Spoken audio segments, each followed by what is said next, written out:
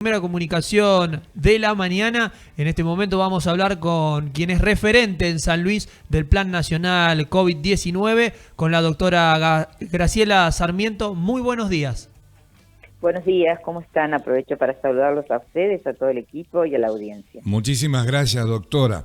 Bueno, aquí estamos siempre atentos, siguiendo las noticias y sobre todo las indicaciones que se emiten del Comité de Crisis de nuestra provincia.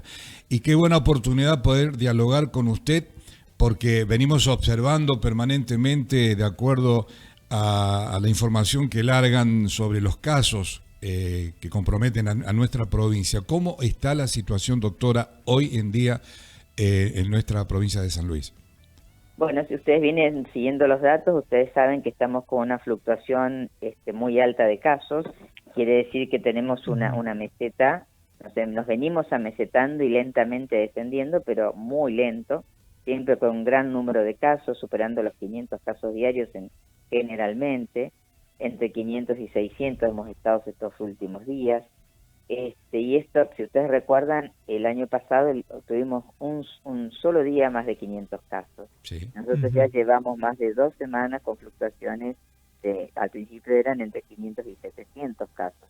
Ahora ya es entre 500 y 600 casos, o entre 400 y 600 son las fluctuaciones diarias. Esto implica una gran cantidad de personas que van a requerir su internación en áreas de moderados y en áreas de terapia. Si ustedes se fijan, también la edad de los enfermos ha ido variando, ha ido disminuyendo, porque estas cepas, estas variantes nuevas que están circulando en la provincia, la variante de Manaus y la de Gran Bretaña, son variantes que son más virulentas, es decir, que producen cuadros más graves. La de Manaus en los mayores de 60 y la de Gran Bretaña en los menores de 60, y se transmiten con mayor facilidad.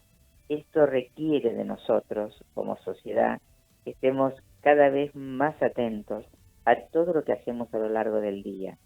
Esto significa que debo cumplir los protocolos para cuidarme y cuidar mi entorno y cuidar al resto de la sociedad a lo largo de todo el día. Y tener ciertas conductas que me protegen, más allá de lo que hablamos siempre, del distanciamiento, el uso adecuado del tapabocas, el alcohol en gel y la ventilación de los ambientes. Más allá de eso, tener esta actitud de análisis permanente y decir, bueno, voy a hacer mis compras en el horario donde no hay nadie, o sea, cuando recién abren o dependiendo del lugar, en el momento que haya menos circulación. Si voy a un lugar y veo que hay aglomeración de personas, bueno, voy a otro para no exponerme y no exponer a mi entorno.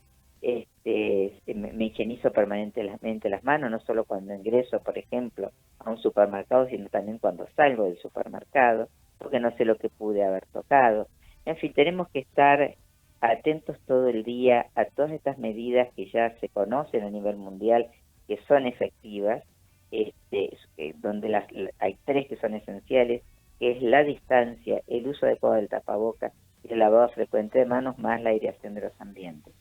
Y en esto tenemos que estar atentos no solo cuando nos ven, sino las 24 horas del día. Porque generalmente cumplimos con los protocolos cuando vamos al trabajo, por ejemplo, o cuando vamos a un comercio porque me lo exigen. Pero tal vez salgo y después no mantengo las medidas de protección. A veces la gente continúa compartiendo un mate, a veces se comparte una botella, en fin. Si soy una persona positiva, tengo que saber que me debo aislar. Esto ya lo sabemos todos, pero también detectamos que no todo el mundo lo cumple. Y en esto es importante ser solidarios. Hay gente que lo está pasando mal. Entonces, si yo ya sé que soy positivo, no puedo salir y transmitir la enfermedad a otros. Y si soy un contacto estrecho, lo mismo, también me tengo que aislar. Mucho más si soy un conviviente, pero todo contacto estrecho de un caso positivo debe aislarse para evitar transmitir la enfermedad a otras personas. Y en esto hemos aflojado mucho. Yo creo que nos hemos relajado, creo que la comunidad se ha cansado y es entendible, pero no es momento para cansarse. Tenemos que tomar ánimo de nuevo y volver a ser muy reflexivos en lo que es nuestro comportamiento diario para evitar ponernos en riesgo y poner en riesgo a nuestros seres queridos y al resto de la sociedad. Claro. Doctora, La verdad que nos ha mencionado muchas cosas para empezar a preguntarle. Yo quería arrancar por el inicio, donde hablábamos de la cantidad de positivos que se han dado en estas últimas horas, en este último tiempo, que se mantienen entre 400 y 600 casos, sabiendo que lo ideal sería reducir a cero la cantidad de casos positivos. ¿A cuánto debería bajar para que ya empecemos a hablar de una mejoría, una gran mejoría dentro de la situación de la provincia? Lo ideal es tener, mira, nosotros tenemos que tener, primero, llegar a menos de 200 casos por día y después, para estar tranquilos, a menos de 50 casos por día. Así que estamos lejos todavía de estos valores. Eso es lo primero. Lo otro que hay que ver, porque no es un dato único, hay que mirar muchos datos a la vez, es el porcentaje de positividad de los testeos. Nosotros, si ustedes se acuerdan, en marzo estábamos por debajo de los 100, que era un buen número, pero y la positividad de los testeos estaba por debajo del 5%, eso era muy bueno. Quiere decir que estábamos captando muy bien a todos nuestros casos, los podíamos aislar. Hoy el porcentaje de positividad de los testeos fluctúa, pero en promedio está alrededor del 15 al 16%, o sea, nos está quedando mucha gente que no diagnosticamos y que puede estar transmitiendo la enfermedad. Por eso pedimos a la sociedad que ante el mínimo síntoma, o si saben que se expusieron, que se testeen. Hay que recordar que si uno se expuso o uno es un contacto estrecho de un caso positivo, debe testearse después del 7º día y de ser preferible el día 10º, pero entre el 7º y el 10º día se pueden hisopar. Antes les va a dar negativo y no significa que no se hayan contagiado. Hay que recordar que el virus debe ingresar, se debe multiplicar, debe colonizar la vía respiratoria superior, donde a través del hisopado se arrastran las partes del virus y estos se detectan por biología molecular.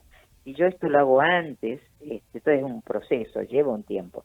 Si yo me hisopo antes, me va a dar negativo y no va a significar que no me contagie.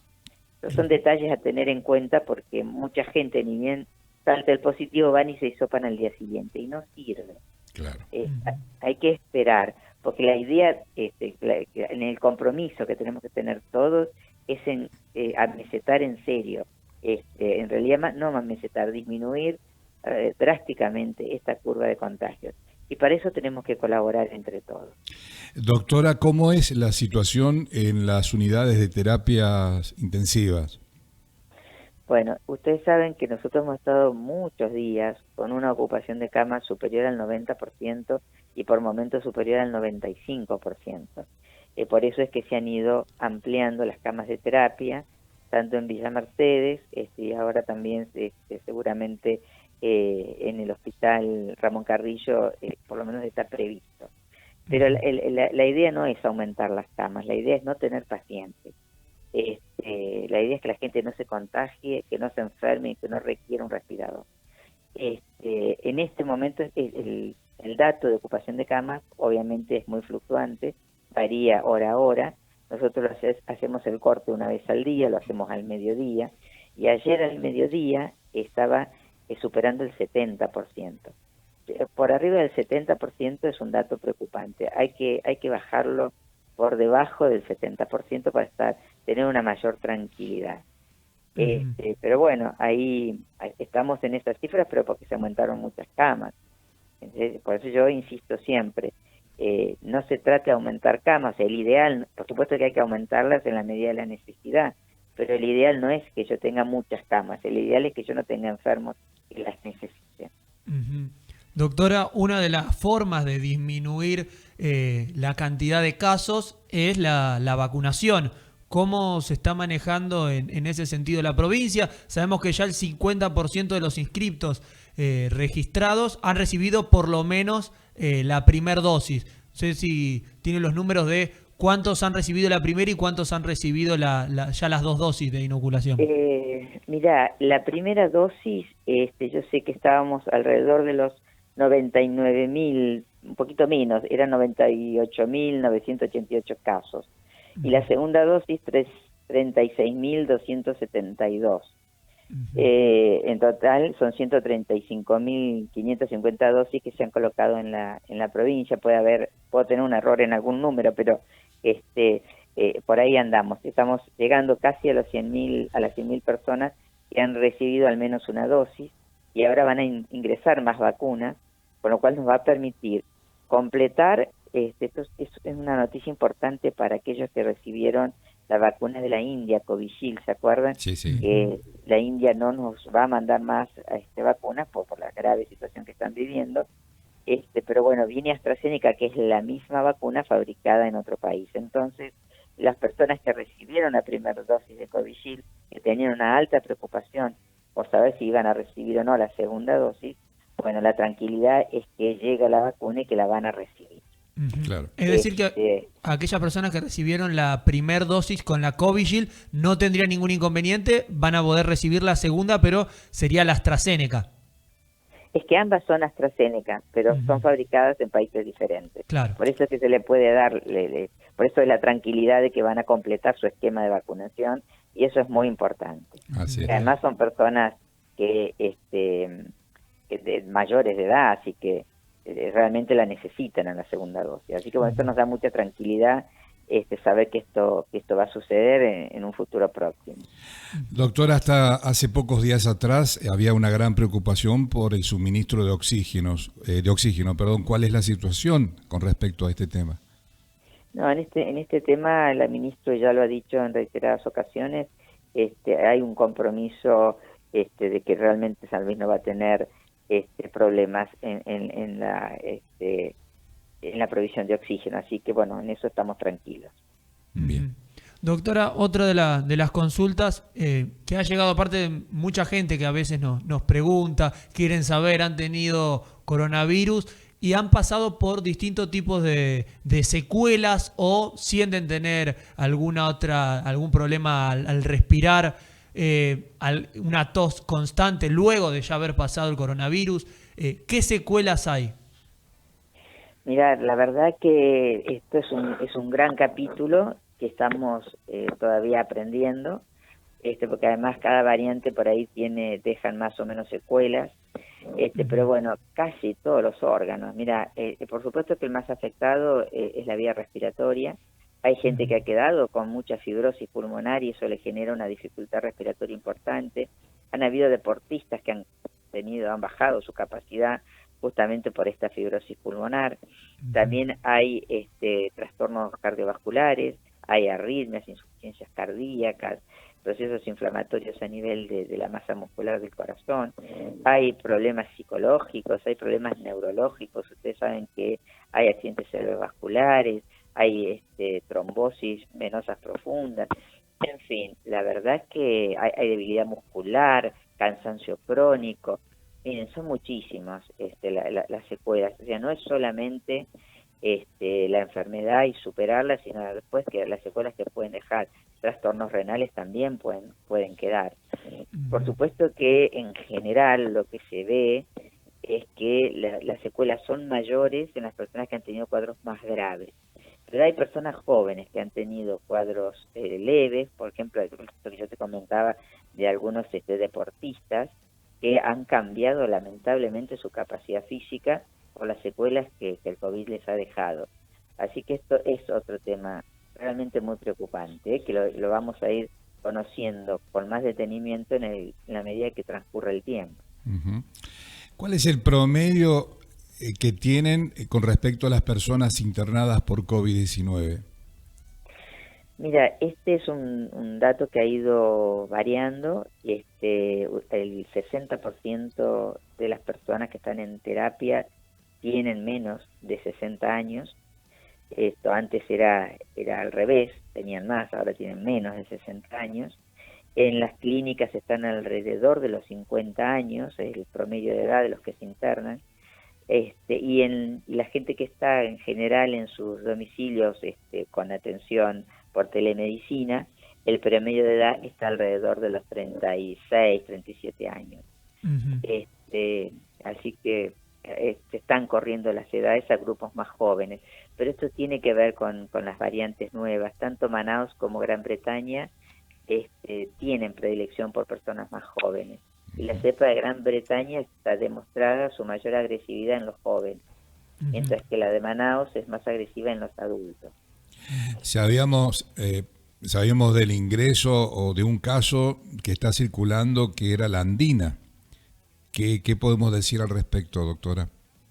Bueno, la andina es una variante que ha ido tomando, digamos, mucha prevalencia en Bolivia y en otros países de Latinoamérica y de América del Sur, y es más infectiva, pero hasta acá no se ha demostrado una mayor agresividad de esta variante.